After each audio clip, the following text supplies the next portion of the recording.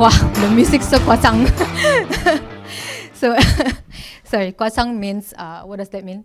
Like very exaggerated, sorry, for our international participants. Okay, so before I start, I feel a bit lonely, right? Can I just get everybody to, kind of like come a little bit to the front so then, I feel a little bit loved and warmed. Thank you, Soyin, thank you. Now, Hantian, please. Yeah, please. All right. So, well, again, a very warm welcome, and thank you for coming today, and really for your support, over the next 2 days. I really hope that, over the next 2 days, we have put up some interesting, exciting lineups. And we really hope that you'll be able to enjoy all of those things. So I was supposed to be giving the update on ROS-Industrial Consortium Asia Pacific. Thank you. So I probably just want to begin a little bit, walk down the history, right? So this is us back in 2016.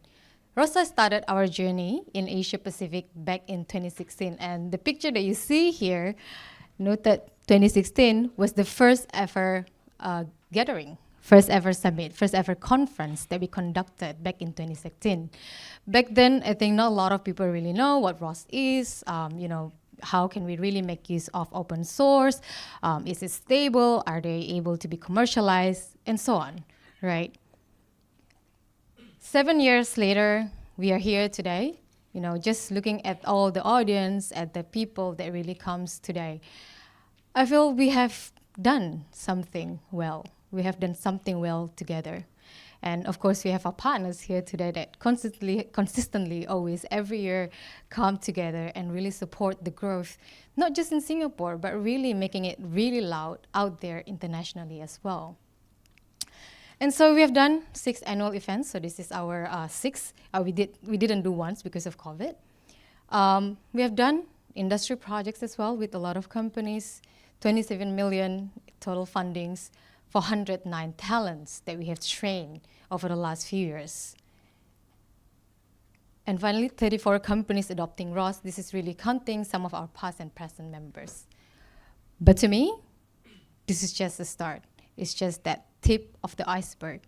And like just now Peter mentioned in his speech earlier, guys, this is not enough. We need to make it a lot faster, a lot more, a lot better. We need things to be more impactful.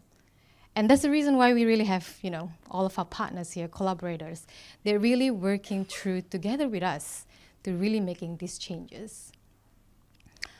So, ROS-Industrial started really with, really truly that vision where we wanted to proliferate robotics adoptions through the open source ROS. We truly believe in that crowd innovation. We believe in the community. We believe that together we can enhance our capabilities. Spanning, of course, across the 3 regions, we have been working very closely together, looking into different areas where we can actually support and adopt ROS. Later, we will have our partners here, Michael and Christoph, to actually share about what they do in Europe as well as in America. Over here in Asia Pacific, I would say that we have also backed quite a bit of portfolios across all of the different experience that we have accumulated over the years. When I was actually really looking into some of our portfolio and what we're really doing, probably wanted to categorize this into these 3 different levels of things. The first one on the component level, all the way to the subsystem and the system level. In the component level, we really look into that granularity of capabilities that enables robots to be robots. One of the first thing and one of the core things that we wanted to enable with ROS is really about that hardware agnosticity. And so one of the things that we are doing, and of course this is also funded by our National Robotics Program, the Unified Robot Controller really aims to enable this flexibility to enable the mobile manipulator across the high DOF controller. We also started looking into the roster drivers framework, and I think this is not just with us, but also across the globe. We have this requirement and really the demand to look into, hey, can we standardize some of the ways that we're actually developing this? We get a lot of questions, is that really a best practice? How can we make this better? How can we make things more standardized for everybody to develop some of those things? Looking at the subsystem level, so this is where we really start bringing all of the different components together, looking into the automated workspace, for example. So we bring in capabilities within the perception and manipulation capabilities to look into the work cell level, right? We look into the safe whole body coordination, and we also develop a grasping strategy that really can embed some of those elements we develop within the component level to that next stage. And I think in the recent years, we really see the need that all of these elements need to be tied together in a system capabilities.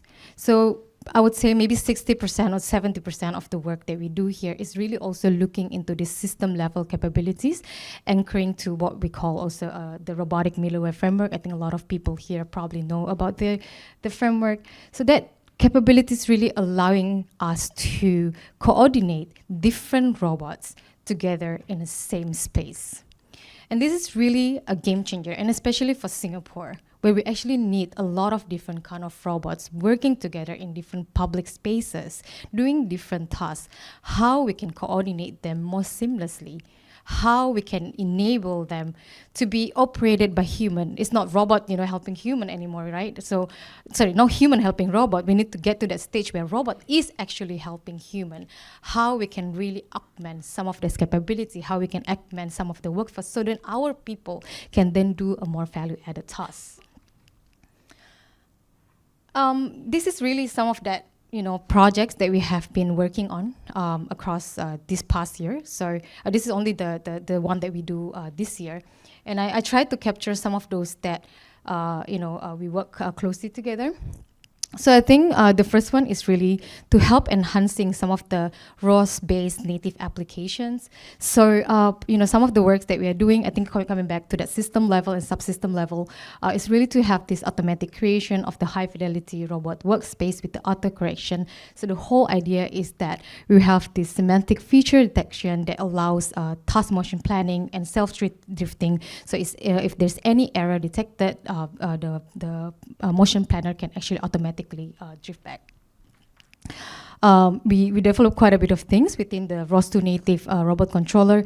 In fact, we're working with one of the consortium members to actually develop some of this and to test out some of this framework. We'll be able to probably announce that within the next few months as well. Some of the other work that I think you probably see that as well during the booth. So this is actually at the early stage. But if you're using Gazebo, there are also quite a bit of things that we developed within Gazebo, and especially for people playing with ROS. We added the network and environmental plugins to actually help people to have more multimodal capabilities within the simulation platform. So I think you can see a little bit more about that at the booth outside.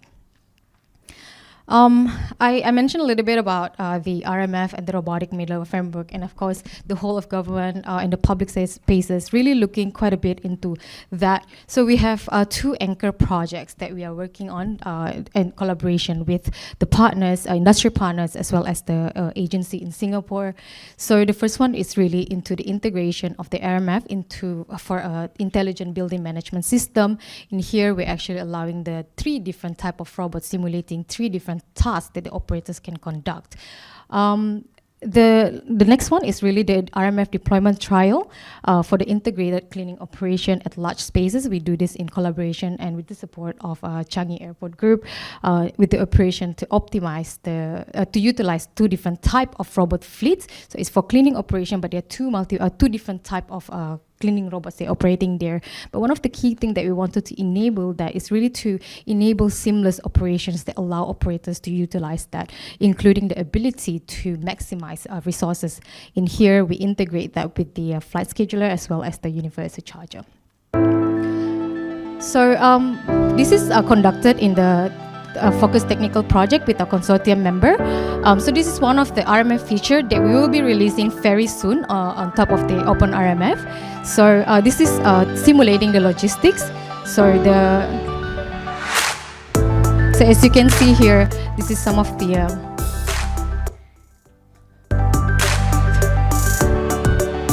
so we built some of the assets. We actually embedded some of the workcell integration just to showcase how RMF can actually also be utilized for these new spaces. So I think this is probably the first known attempt to implement RMF for logistics applications. So I'm just going to skip some of those things. So, okay, by the way, the video is uploaded on YouTube, so we'll give the link later on. It's a publicly available videos. Thank you to our consortium members that has been doing this together with us. So these are all of the repository that we will be posting to the Open RMF very shortly in the upcoming months. So some of the key features is really including the new web interfaces and ability to include the work cell integration. And so I think looking into RMF and where we are going to go next is that we are also going to make further advancement in the robotic middleware framework, codenamed RMF 2.0, enabling cross-sectorial applications for large-scale robots. I think you will actually hear a little bit more about this during one of the talks later on by Dr. Chang Jinping. So the whole idea is really to move not just from healthcare where it came from, but also facilities to manufacturing, logistics, and any other industry and sectors that RMF will be implemented in the future. I think the other part, I think as we see today during the MOU, one really key part of the things that we do here in ROS-I AP is really in talent development. So this year we did a revamp actually on our training courses. So we have already conducted some of the courses here, and we also work together with the university, the consortium members within our the university within our consortium members to run the ROS-Industrial bootcamp that enables and provide capability for the students before they go into the final year project. So a lot of the students, right now when they get into the final year project, they don't have even the basic understanding of what is ROS. So this bootcamp, although it was like a crash course, 3-4 days of event, enables them to actually have that glimpse of what ROS is. And by the end of the 5th day, we actually get them to compete. They actually get to know a lot of things. And this really opens up a lot of things and really equip them with that knowledge and ability. So when they get into the project, they're able to then do it on the go. And so with that in mind, and I think coming back to the earlier, so what's exactly is your plan, right? We wanted to grow more, we wanted to get more impact. I think one of the things is that we really need to then enable application and capabilities that can actually be a lot more scalable, a lot more flexible, enable a lot more people to get on board. And so with some of the capabilities that we're developing, this is one of the things that we do. With the RMF, for example, we are going to move towards deployment, towards hybrid architecture. We will be we are also planning to look into the physical and virtual sandbox development, especially for the RMF deployments. We are looking into even more implementation of some of the ROS2 applications. So we need to put more of those things that we are developing back into whoever that wants it. And we're not building it for ourselves. We are building it for people. We're building it for the industry. We want you to take it, to adopt it, grow it, and make a lot of impact with that. And finally, I think one of the key things that we're going to be really concentrating is that in harmonization of the ROS2 basic curriculum in partnership with the IHL. The MOU signing that we witnessed this morning was really truly to bring together the IHL as a working group and to come together and say, hey, let's create something for the industry, that when the talent comes, we know that they actually equip what is required by the industry. And so with that in mind, if you want to really deploy robotic solution, enhance your robotics portfolio, you wanted to create your own robot or really just be part of the growing community, we really want you and really want to talk to you and really be part of us. And so with that, I thank you, all of you, for coming here today. That's all from me.